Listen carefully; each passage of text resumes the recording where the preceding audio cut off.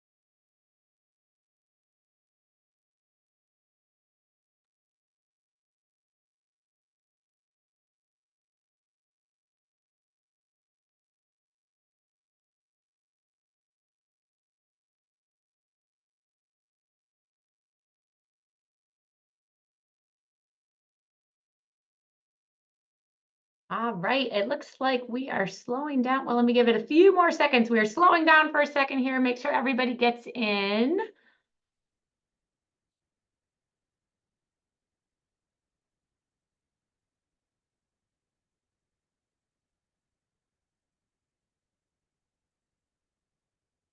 All right, so it looks like it's slowing down.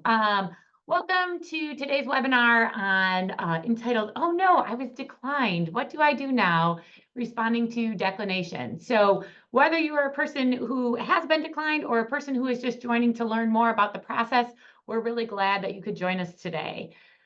Wanted to let you know that we are recording this and it will be shared with folks. Our goal here is to present some information to you, but to also spend a lot of time answering questions. So if you have questions that come up during the presentation, please feel free to put those into the Q&A, and we are going to address those in the second half of the presentation. All right, next slide, please. So let me just give you a heads up as far as our plan today. We're going to do some brief introductions of the team that came together to put on this webinar, talk a little bit about the ECR Hub, and then we're going to kick it off with kind of a personal story about responding to declination, because sometimes it does feel like a personal thing. So it's nice to have that human touch here. We'll give you a little bit about some facts and figures about NSF funding rates and talk you through the peer review process and what our criteria looks like to try and help everyone understand what's kind of going on behind the scenes. Talk about some of the common reasons for lower ratings or rankings and help you think about some concrete steps and actions that you can take as you're thinking through a potential resubmission process. And then, as I mentioned, lastly, we will end up with a Q&A session.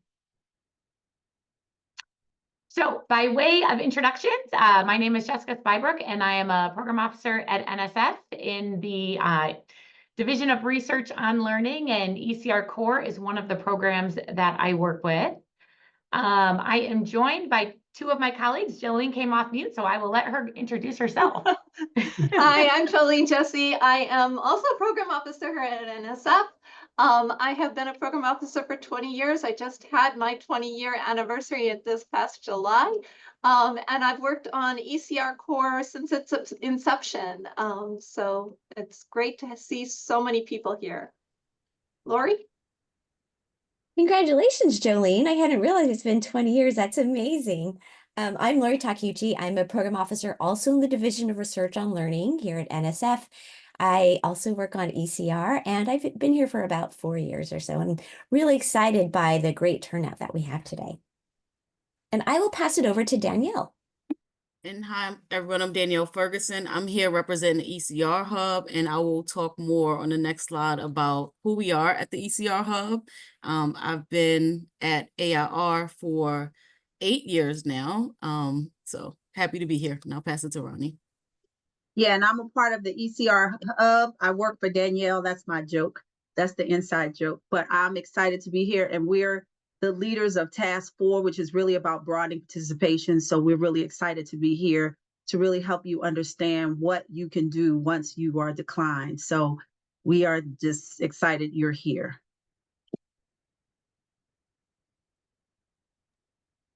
And so the ECR Hub is a resource center that was funded through NSF. So we're a 5-year resource center. Our leadership includes American Institutes for Research, Georgia State University, Morgan State University, and Northwestern University. So there's a 4-part institutional partnership who leads this resource center. You can go to the next slide. We have 2 overarching goals for the Resource Center, and that is really to extend the influence and reach of the current ECR investments. So extend the reach of the work of current ECR grantees. And we also focus on building career development opportunities, especially those from underrepresented institutions and scholars. Our Resource Center really works or targets 3 primary audiences. So current ECR grantees, prospective ECR grantees, and then other stakeholders in NSF EDU programs. So we also work with other resource centers and in collaboration with NSF to reach our goals. Next slide. And so I'm not going to read all of these goals, but they are really just kind of sub goals of those 2 overarching goals. But in our role today, we're really just supporting you all and collaborating with NSF to really help you think about how to revise your submission after you have received a declination. And so this is part of us kind of disseminating resources and identifying and responding to the needs of the community. And with that, I'll pass it on to get the webinar started. So I will start. So as you know, I'm a professor of math education at the Morgan State University, and I'm a current PI in the Big Sur program. I run a Big Sur Institute that's closing out. And before this project got funded, let me just tell you kind of a personal story of how we had to submit and resubmit to get this institute off the ground. So it was about 5 of us involved in the initial submission. And the focus of our institute is helping people become proficient in methodologies around urban STEM education. It's called the Maryland Collaborative for Research in Urban STEM Education. We call it MD Cruise. Now, when we first submitted our proposal, we thought it was a strong proposal. We got support to help us. Because I'm a professor at a HBCU, I have a big, heavy load to lift in terms of my job and what I was doing, but I really believed in this institute. So we got the assistant dean involved. We got all these people involved. We submitted our proposal. It got rejected. So we got the note. It got rejected.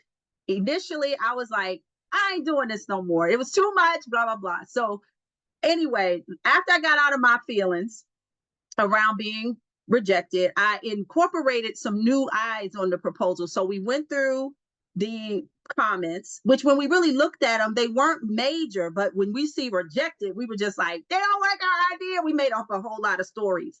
But once we read through the comments, we saw that this could be improved and we can actually do this. So I then got other people involved around the institution, specifically our assistant dean of research, Tracy Roan, who's extraordinary at what she does. So Tracy sat with me and she was like, I think you should resubmit it. Now, we didn't realize that the date changed for resubmission. This was funny that happened that year. First, it was due in October, but then when we looked at it, it was due in like June or something. So Tracy and I and a couple of others got together and really added a component to our work that we think was the secret sauce. But let me just share that. So, and then we ended up getting funded. We had to respond to some of the program officers' questions before we got funded. So even when they were considering us for funding, we had to respond to some of the issues that came out of the panel review. And then we were offered, we got accepted. So I've just shared that story because we can go to the next slide. I'm going to tell you what's involved in my story. Go to the next slide. So I was declined. I was pissed, irritated, upset. Right. I had a whole story, and I had to just let that story go before I could actually do the next slide, which was next one. So you will, when you work really hard on a proposal and it gets rejected, you will have an emotional reaction. That is normal. That's customary. But once you get past that, I read the comments. I said, Roni, just read what the people said, like without your emotional drama, read what they said and get to what are they actually asking for to make this something that they would consider funding. And so we started to read, I brought other people in, and I got to the essence of the comments. And we really was only 4 major buckets of comments that we saw that were very addressable. Next slide. Next thing. So then once I got to the essence of, oh, they didn't, this part wasn't clear, or we should add this part, right? It was like, once I got the buckets, I was then able to respond to each comment and then solicit other people to say, do you think if we responded this way, this would address the comments? So once we got at that, we really did start to respond to each set of comments in a way that would guide our resubmission. Next slide, next comment. And then we didn't do this because we didn't know. I only learned this being in the hub, that we could actually go to the program officer, maybe get some external feedback from NSF. We could do that, but we did get internal feedback to support us in really rethinking and resubmitting our work. So like I said, I solicited the assistant dean. She added an extraordinary piece that made it stronger. We talked to the dean. We went to different people and had them help us really incorporate the feedback. And then lastly, we resubmitted. That ain't there. But once we did all that, we had the courage to just say, let's put ourselves back out there. Let's see. And then ultimately, like I said, we did get funded. But again, I went through the emotional reaction. Then I had to get at the essence. Then I had to really address what they were saying, get feedback, and then resubmit. Be willing to resubmit, because sometimes I don't resubmit. I'll tell you, some declinations are just like, I ain't resubmitting. But this one I really felt, and I really am grateful we did, because we had a successful project and we really did train people to do work in urban STEM education. That's my story. Thank you so much, Roni. That's a great story. And it really sets us up perfectly, because the whole notion of buckets is something that Jessica and I had a whole conversation about this afternoon. So this is perfect. But unfortunately, I have to follow Roni with some kind of dry stuff, just kind of to let you know sort of the context of when you submit a proposal to NSF, what goes on. So first of all, keep in mind that NSF receives 43,600 proposals each year, and we fund about 11,300 of them. So there's about a 25% fund rate for the National Science Foundation. And it takes people sometimes multiple submissions before they actually get funded. In fact, it takes about 2.3 proposals before, sometimes on average, before people actually receive an award. So keep that in mind as you're thinking about this process. And I always say this is really a process. It's not a one proposal and you're done kind of thing, but rather think of it as kind of a dialogue between you and NSF and the field. And yeah, it's sort of a conversation you're having with them. Your proposal is sort of a conversation. Next slide, please. So here's just a little bit of EDU's funding rates. We get somewhere in the ballpark of around 4,000 proposals a year, and we make somewhere around 1,000 awards. So we have a funding rate, again, in that 25% range. As I said earlier, it usually takes, now there is the rare person who comes along and gets it on their first try. But it does take usually multiple submissions for something to be awarded. Next slide, please. So this is the process. I always call this is our sausage making machine. You submit something through research.gov. It comes to us in the program. So you've selected ECR and it comes to us and we sort it into different bins, and those bins then become panels. And sometimes we get ad hoc reviewers, which are reviewers that don't come to panel, but they give us their expert opinion on a proposal. And sometimes most times things go to panel. So we do have a process in which sometimes only ad hoc reviewers will look at it, and sometimes, but most of the time it'll go to a panel, and the panel advises us, the program officers.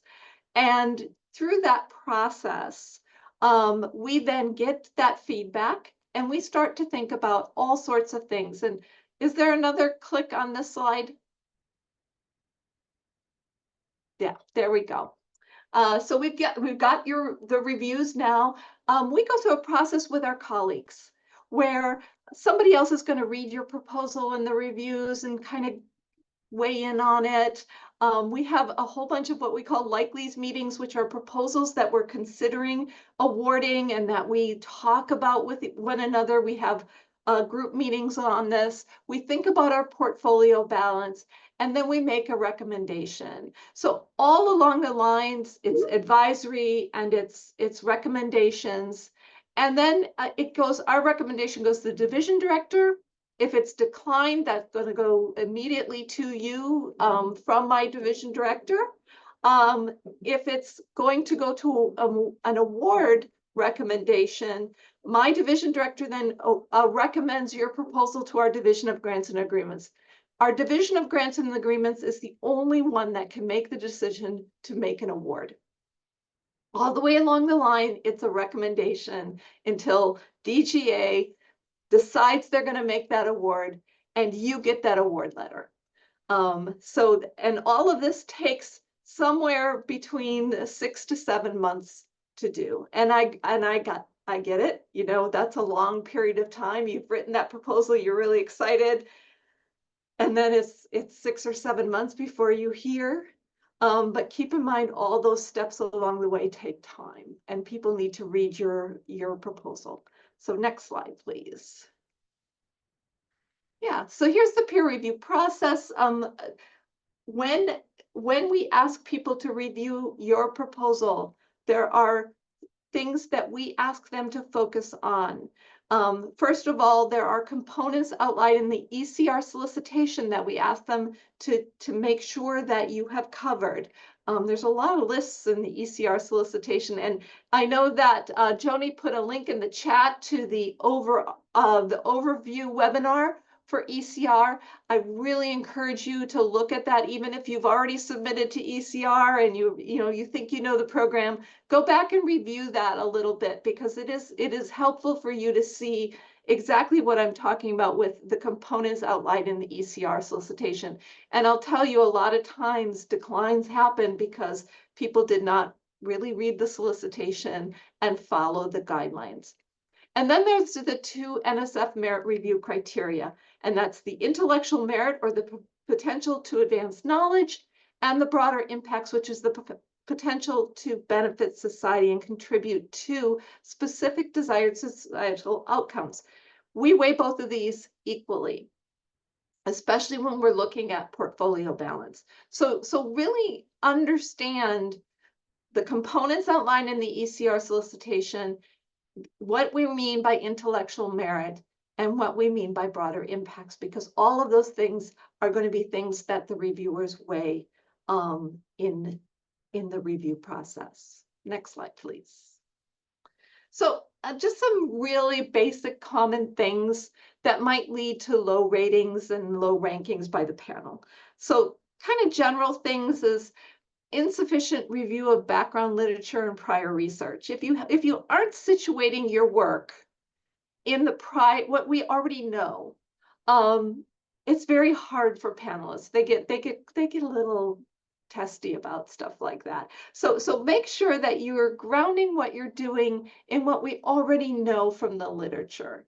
The second really general reason is there's just not enough detail in the research plan. And Jessica and I were talking about this earlier today that, if you're using a quantitative methodology, for example, if you don't somehow depict your model in the proposal, give me an equation, give me a diagram, whatever it looks like, it very often gets a very low rating for that reason. So things like that do make a difference. So not enough detail in the research plan.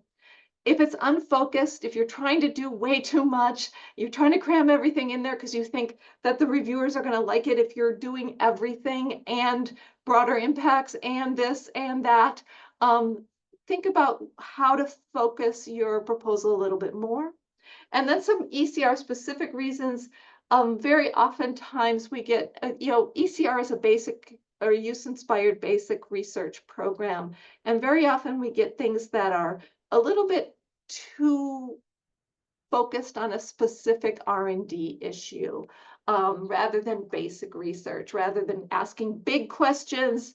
It's asking very specific questions about a very specific context in a very specific way. So think about, how your idea, your proposed idea, is asking kind of big, basic questions, rather than specific ones. So a lot of our tech-based projects, for example, and Lori can speak to this, often are way too research and development like, rather than kind of basic research.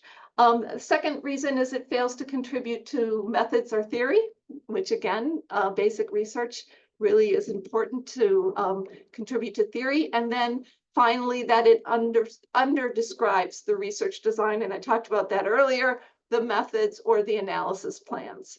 So those are some of those really kind of big picture things. Roni called them buckets that you're going to want to pay attention to as you are revising your proposal. And I think I hand it over now to Jessica. Great, thanks, Jolene. So I'm going to kind of formalize actually a lot of what Roni talked about. And it is funny because we used a lot of the same language, even though we did not know that ahead of time. So I want to talk a little bit about some steps. Say you get declined, what might you do next? So as Roni mentioned, there is obviously an emotional reaction. And so the first thing I would do is say, take a deep breath. It is very common. I was on the PI side before joining NSF. I've been declined a bunch of times, and I would actually guess that you could not find anyone in the field who has not been declined at least one time. So this is a very normal thing. And in reflecting back on it, oftentimes I can see how improved my proposals have been after going through the process of getting declined and rethinking about things and resubmitting. So that is the ultimate goal, is to just be able to propose a stronger project.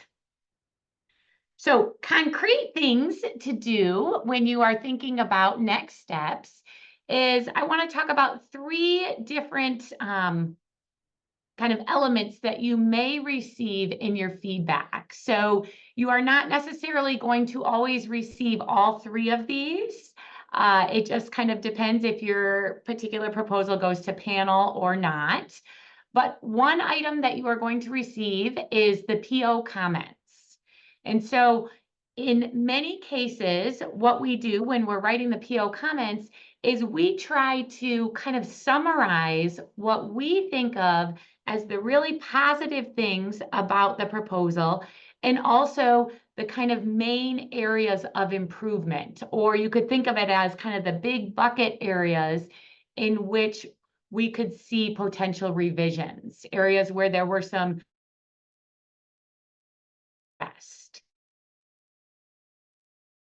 comments. Then starting with these PO comments is a great place. I'm getting a message that my internet is unstable. Is everyone still okay to hear me?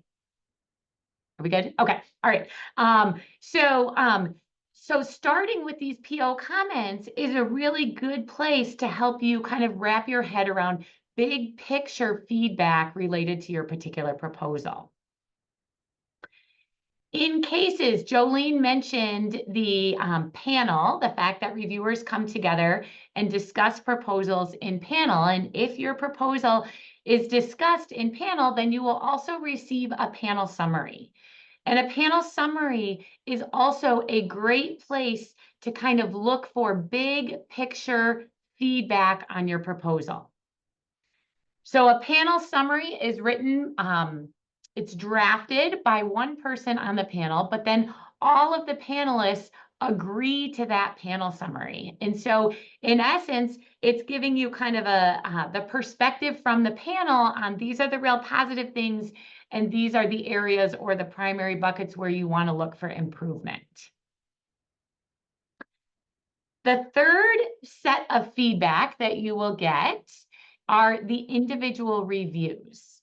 And so typically, I would say we have between 3 to 5, most oftentimes 4 individuals will review your proposal. And these are going to be individuals with different sets of expertise. So you're likely to have a methodologist on the panel. You're likely to have a, 1 or more persons with substantive expertise on that panel. And we do this intentionally because we want to be able to look at proposals holistically.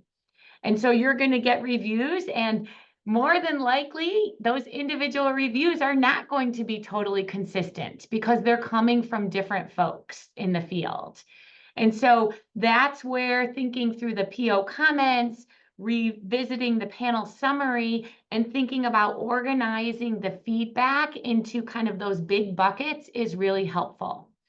Because there's no way that you can take, it's not, if you think of a journal article or a manuscript that you've submitted, oftentimes if you get a revise and resubmit for a manuscript, you have to go point by point and you have to explain how you addressed each point in that particular revision. That's not how it works here. So you want to use those individual reviews and glean what you think are the big buckets and make your revisions based on that. You're not going to be able to address every single piece of feedback that comes in those reviews. Next slide, please.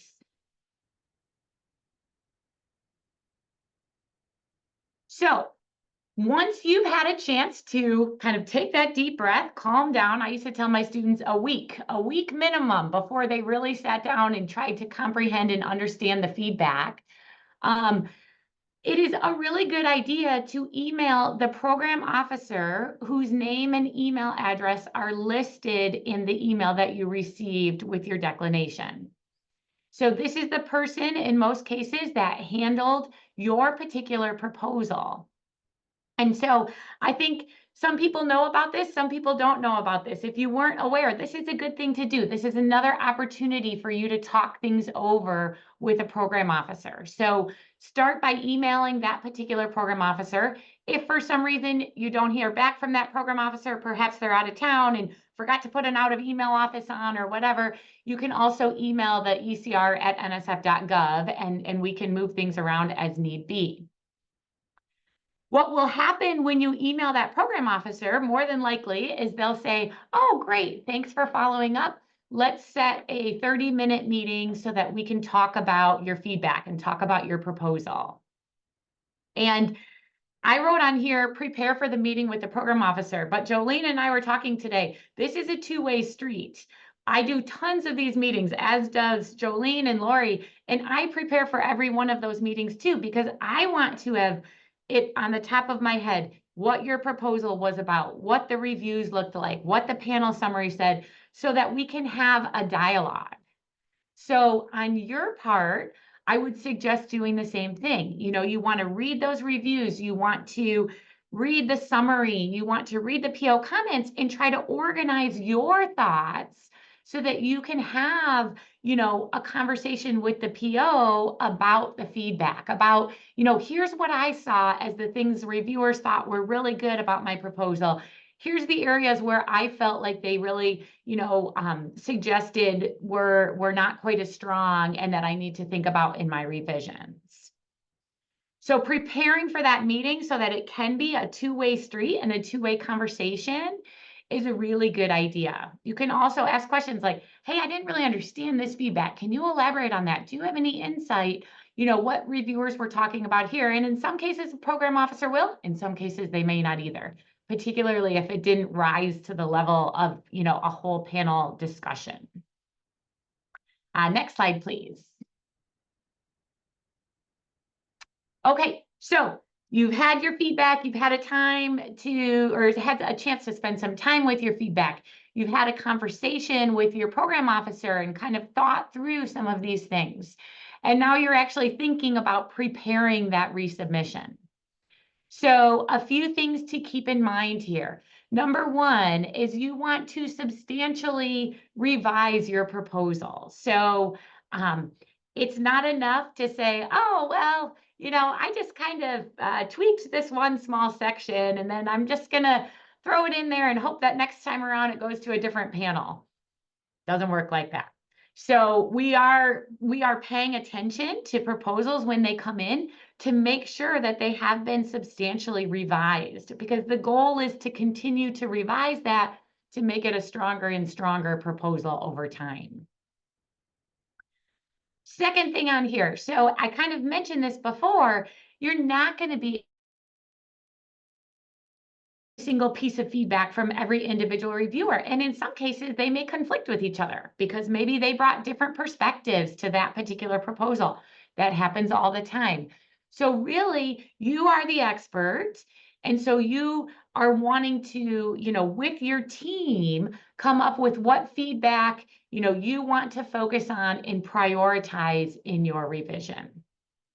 So again, it comes to those big bucket ideas, right? See if you can group things into, you know, man, I can see that kind of consistent across the feedback and in the panel summary was that I really did not provide a detailed research plan for how I'm going to address the third question or whatever it is. And so thinking about, I've got to elaborate on that. That's one piece of, you know, my major revisions here.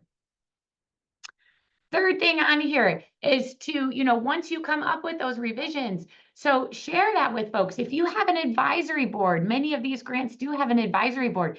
See if you can get your advisory board involved in that process before you submit your proposal. Ask them to read it, ask them to provide feedback, give you a mini review. In many cases, advisory board members, you know, may be more senior folks in the field, and so they have some experience with NSF grants and can really provide some nice direction. If you decide, you know, after getting your feedback and talking with the PO and talking with colleagues, and for, you know, whatever reason, you're like, I don't really think that this is one I want to resubmit. My interests have changed and I'm not really interested in pursuing this line of work anymore, or whatever it may happen to be.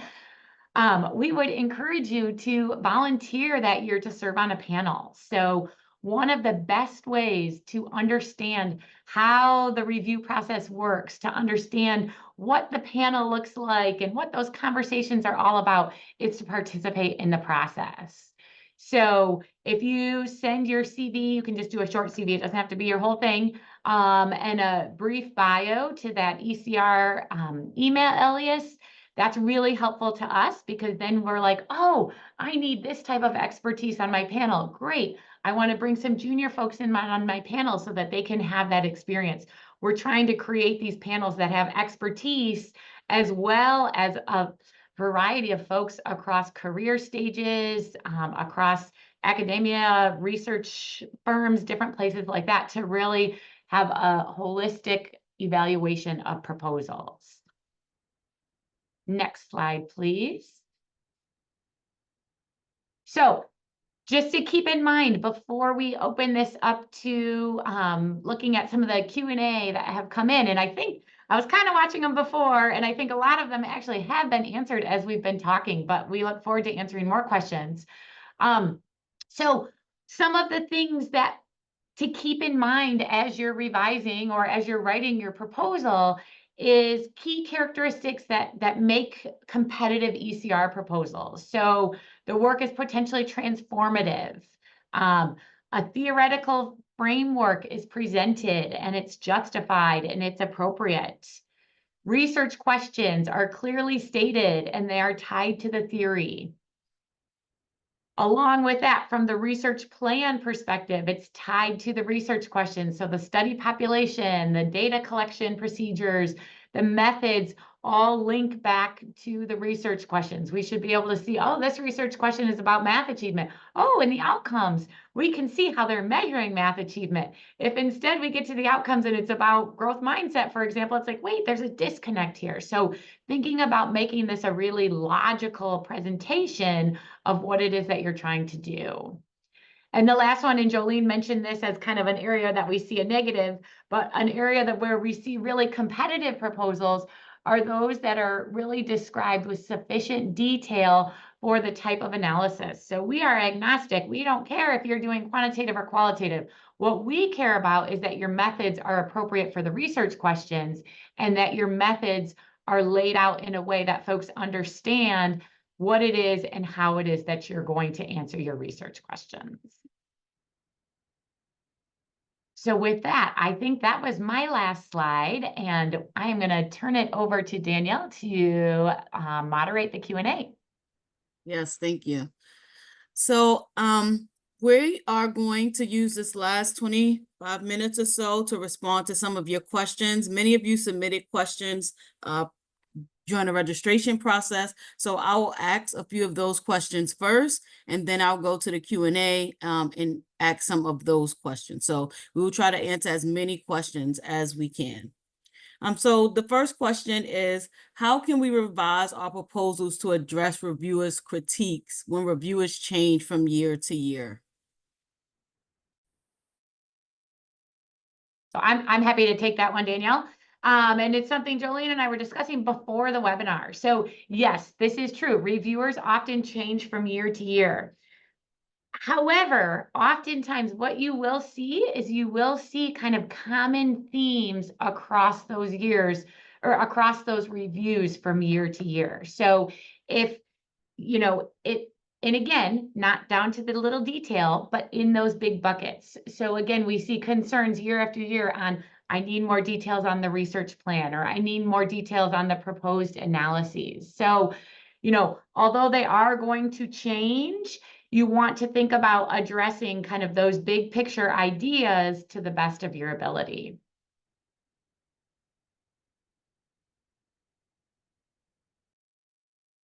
Do they need to acknowledge that they are responding to reviewer feedback?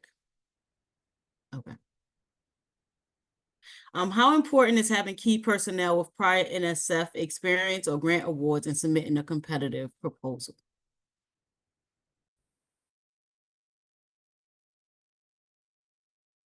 I'll start with that one.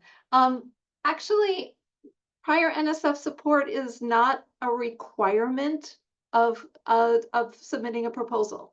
However, you do want to make sure that you are able to give the reviewers enough information about your experience and expertise to say that you can complete the work that you're proposing.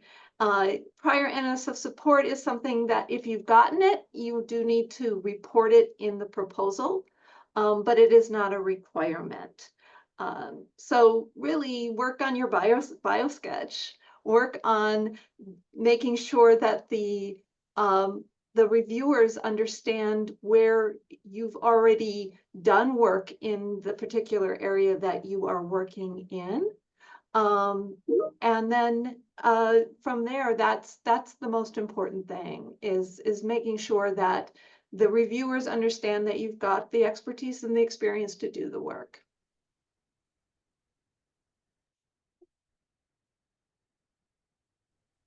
What are the risks, if any, of significantly revising proposals?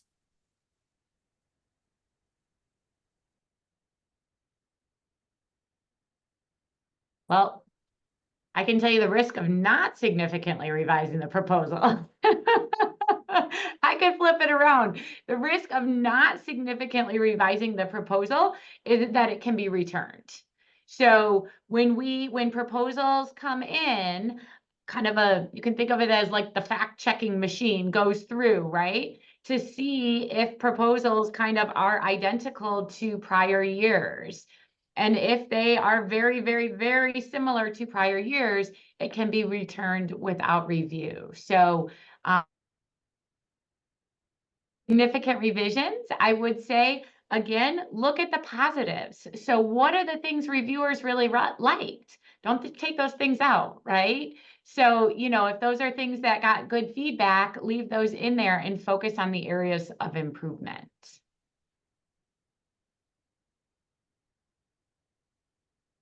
Thank you. All right. Can you elaborate on when to decide not to resubmit?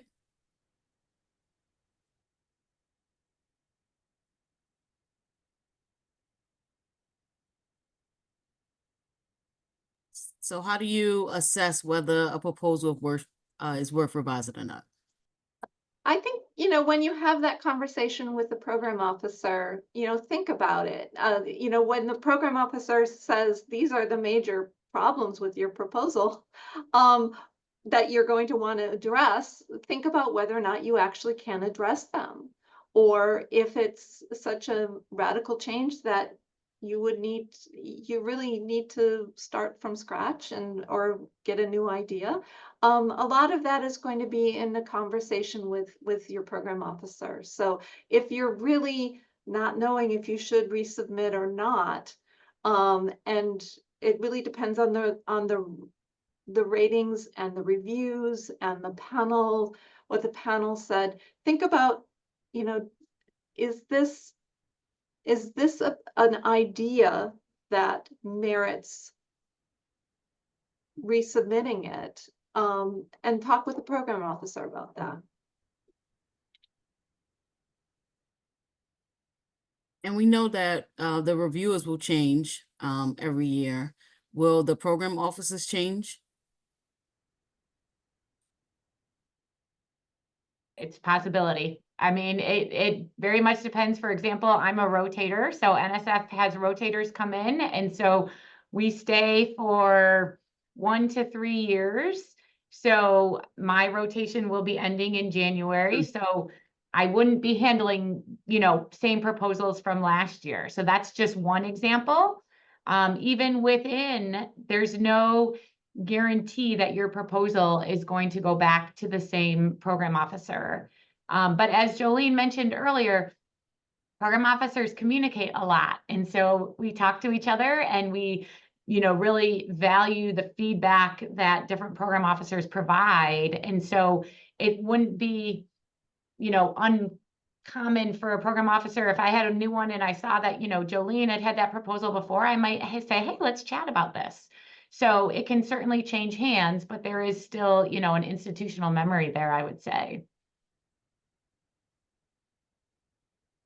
And so program officers are one expert or person that you should reach out to kind of review your declination in the comments. Roni, you also mentioned maybe getting some internal reviews from deans. Are there some other people that you may suggest to help people think about whether they should revise or how they should revise their proposal? Yeah, so I want to move it from kind of the technical to the essence of it, right? So I hear people wanting to technically kind of get it right. Here's the thing. I believe that we are scholars and we have great ideas, right? And part of the work of scholarship is peer review, right? And so peer review is designed to inform your thinking, not dictate your thinking. So what I do, and I share that because when I wrote the initial MD Cruz grant, I had an advisory board that I selected to, once I was funded, to participate, right? But if I didn't get funded, these people still are advisory. So I spoke to people like Dr. Leonard, Dr. Moore-Mensah. Okay, what do y'all think about this new proposal? What do y'all think? So I got an advisory board, not just for me to get funded, but to advise the project, to serve as peer review. So think about it as a peer review process. So there's you writing a grant with your team. There are other eyes on it that can give insight. The review panel is another set of eyes. The question for you is, how do you integrate this to inform your thinking and not dictate your thinking? It reminds me of my graduate students trying to get their dissertations right. And I tell them, that's never right. It is your unique contribution to the literature that you have to defend, and that people bring their, like the committee, we're not here to tell you now you're a scholar. We're here to advise you and to offer you something that can improve your thinking. No, nothing is different about the work we do as scholars. The same thing we did there, we do here. But I think what makes us anxious is that emotional response to the rejection. So somehow our work is not okay if it gets rejected. No, there are numerous reasons why things get rejected. But I say stay true to the essence of what you want to do. Get peer review feedback as you can see it. If you had an advisory board on the grant, call those people, say, hey, it got rejected. They gave me this feedback. What do you think? What are your thoughts? How can we improve this? And sometimes I don't always do what the panel says do. I make a case for, oh, they didn't get what I was trying to say, and I make what I was trying to say more clear. So sometimes the comments are an indicator that I wasn't clear, not that they're telling me I was wrong. So again, I say get into that, what I call beginner's mind. I know we all out here with these PhDs and we did all these things, but that process of scholar development is a part of the grantsmanship process too. I've never gotten anything published on the first try. Maybe I'm just one of those people, right? I always got peer comments, always review. I got people that I talk to because I'm committed to the work getting done, not just getting funded. So that's where I think you should come from. And then you just solicit people, and people are more than happy to support you and help. I found people very helpful. Thank you so much, Roni. That is better than I could have said it. Absolutely. This is the same process as any other peer review or review process. When you were in graduate school, you were graded and you had to defend a dissertation. When you put in an article, you get feedback, and you know you have to revise. We don't actually have a revise and resubmit process. We have a submit a new proposal process. So, you know, I see a lot of questions in the Q&A about, well, what does that mean, substantially revise? I think Roni had a really great suggestion. You know, look at what the buckets of comments were, and then really go in and decide where you may need to make substantial changes. We do have, as Jessica said, we do have a little machine that we put things through that if it is too similar, we will kick it out.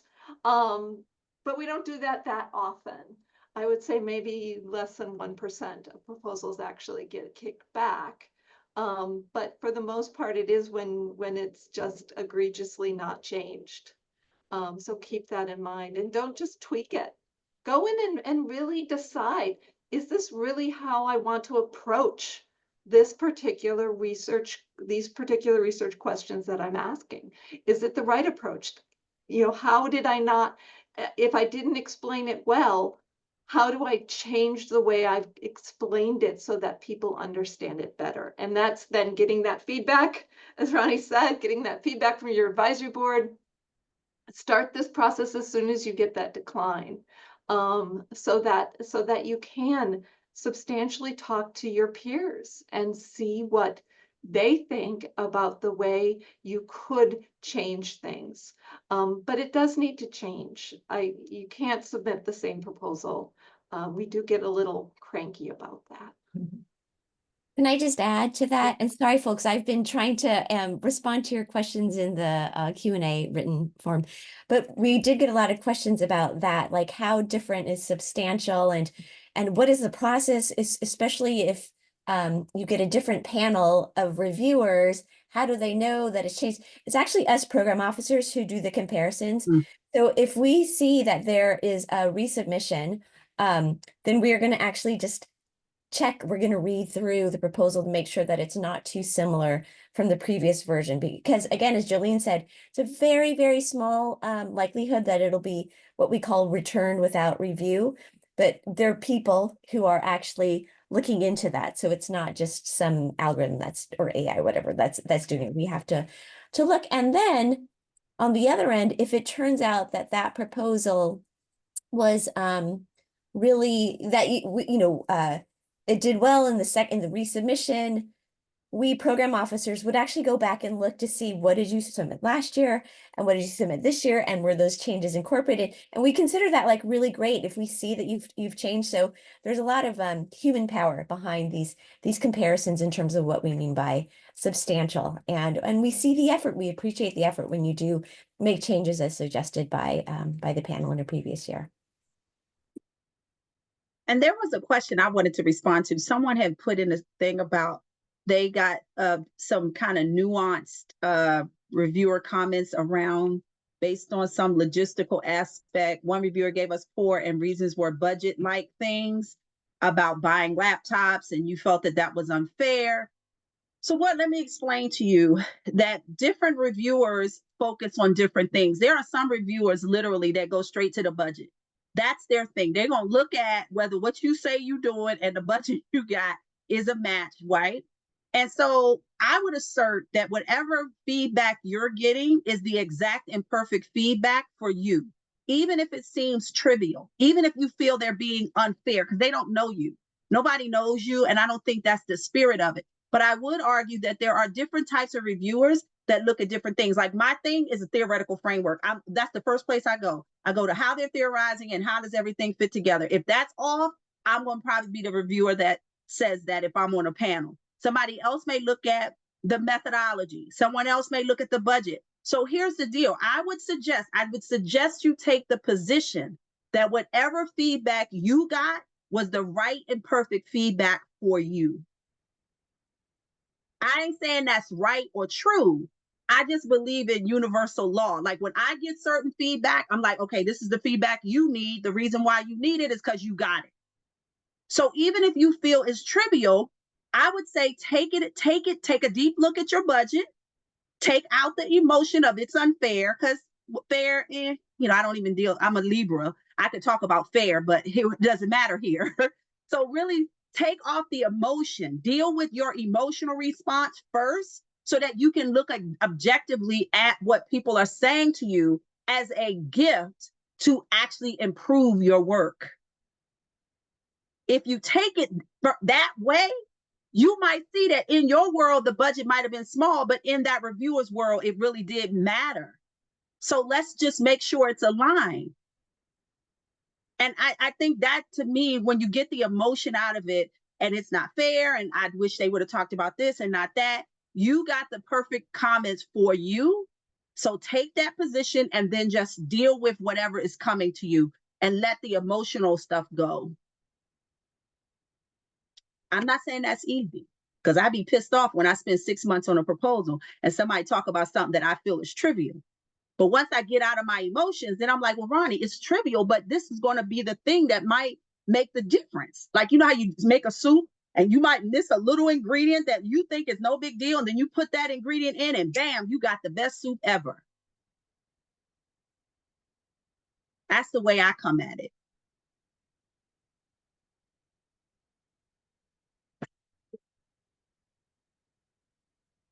So I just wanted to respond to that one. I thought that was a good one, because I'd be all unfair and mad and all kind of stuff. And then I have to deal with that so I can really look at this as a contribution to my work, not as a barrier to overcome. Thank you so much. Would you all speak to how a diverse array of research specialists are selected to be on panels? So there's some commentary from panelists in the panel summary that suggests practitioners make up a supermajority of panels, when it seems like ECR will want to be exclusively, or want to have exclusively research experts on panels. I find that surprising that somebody on the panel said that, because for the most part, ECR does have more researchers than practitioners, because it's a basic research program. And, I'm in a couple of other very applied programs. I also do the ASL, Advancing Informal STEM Learning program, and RIDL, which is another technology, very R&D. And for those, we do get a lot of practitioners, but not like when I get recruit reviewers for ECR, they're all very typically researchers or academics who are familiar with the methods and the literature and that type of thing. So I'm sorry, and I'm surprised that that was something that came up in your panel comments. But otherwise, yeah, that's how we select them. Oh, and then just in terms of how do we select these experts, like we read through the proposals, your project summaries, the proposals, and we look for what expertise is required. And then if we don't happen to know people in our own networks, we'll reach out to other program officers who may know who's an expert in, elementary math or whatever it is. And then, look at the cited publications, for instance, in the proposal, and we may go and reach out to that particular, author of a paper that you cited. So there are lots of ways that we seek expertise, but we always do try to ensure that the proposals that you submit are adequately covered by the expertise that's required to fairly review them. And this is one I know Lori, having had conversations with her, this is something we take really seriously, is trying to match that expertise to the set of proposals that we have on a panel. And this is why we also encourage you, if you're not submitting, volunteer to review, because we're always looking for different types of expertise and for new reviewers and folks who haven't had that opportunity. And can proposal be resubmitted without significant revisions to a different program if it seems like it's a better fit based on reviews? No. If it's identical or just like you've changed a few words and you resubmit it to another program, then no, because it's kind of like, how you can't publish the same article to two different journals or whatever.